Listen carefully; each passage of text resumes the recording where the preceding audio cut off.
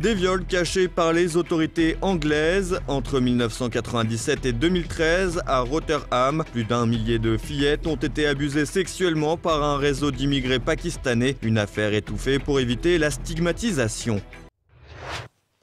Le règne de l'omerta à Rotherham. Entre 1997 et 2013, dans cette ville du nord de l'Angleterre, au moins 1400 fillettes ont été violées par un réseau d'immigrés pakistanais. Les victimes ont toujours fait l'objet du mépris de la police et des services sociaux, mais aussi des élus travaillistes.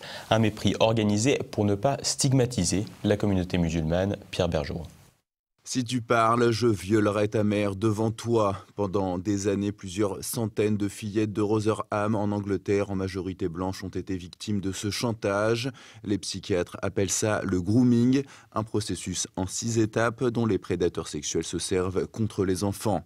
Lizzie, victime de ce réseau de pédocriminels pakistanais dès l'âge de 12 ans, raconte son histoire. Le garçon qu'elle fréquentait à l'époque avait 10 ans de plus qu'elle. Il l'avait séduite en l'appelant ma princesse, en lui offrant des cigarettes, de l'alcool et de la drogue. Une autre, Jessica, se souvient « J'avais 14 ans, c'est comme s'il m'avait jeté un sort, il me faisait me sentir bien ». Le schéma est toujours le même. Au début, le prédateur cible sa proie, l'isole de sa structure sociale et gagne sa confiance. Elle reçoit des cadeaux en échange de relations sexuelles. À la fin, le prédateur alterne menaces et récompenses. Les victimes sont alors totalement sous emprise. Elles sont alors envoyées de ville en ville pour y être battues, torturées, menacées et violées par les membres du réseau. Elles sont même contraintes de leur amener leurs sœurs et leurs amis.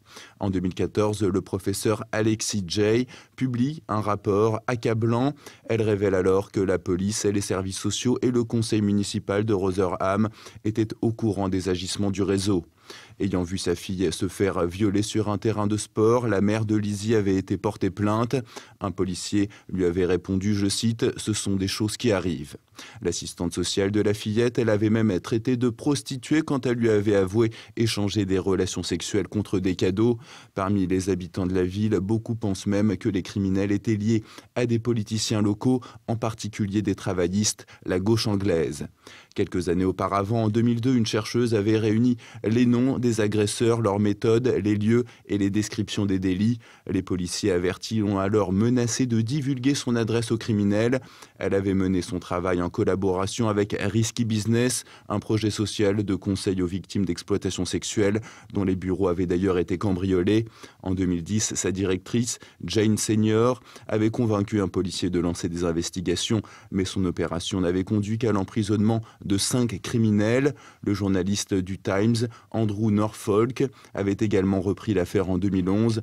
Il avait alors été accusé de cibler injustement la communauté pakistanaise. Quoi qu'il en soit, la plupart des criminels de cette communauté ont vu leur peine d'emprisonnement réduite et circulent de nouveau libres dans les rues de Rotherham. De leur côté, leurs victimes souffrent du syndrome de stress post-traumatique et vivent sous antidépresseurs. En France, la situation ne serait pas beaucoup plus reluisante. Pour Laurence Brunet-Jambu, présidente du comité Alexis Danan de Bretagne pour la protection de l'enfance, les autorités ferment les yeux comme en Angleterre. Il suffit de se rappeler le dossier des fichiers Zandvoort, le réseau Coral avec tous les enfants qui étaient filmés. Oui, bien sûr. Bien sûr qu'en France aussi, on étouffe parce que ça met en cause souvent des hommes très haut placés, ou des femmes d'ailleurs. La société n'a pas envie d'aller sur ces sujets-là qui sont des sujets dangereux, qui mettent en cause beaucoup de monde, qui rapportent beaucoup d'argent. Une fois, j'ai contacté la secrétaire de cabinet de M. Hollande. Il m'a été répondu que M. Hollande avait autre chose à faire que de s'occuper des enfants violés. Alors évidemment, ça donne le ton. Laurence Brunet-Jambu constate par ailleurs l'augmentation de la cybercriminalité. Le logiciel LAS, mis au point par la société québécoise Blue Bear, permet de reconnaître les enfants et auteurs de violences sexuelles en un temps record. Malgré les seulement 1 500 € d'achat du logiciel, de nombreuses gendarmeries ne s'en servent pas faute de moyens ou de volonté politique.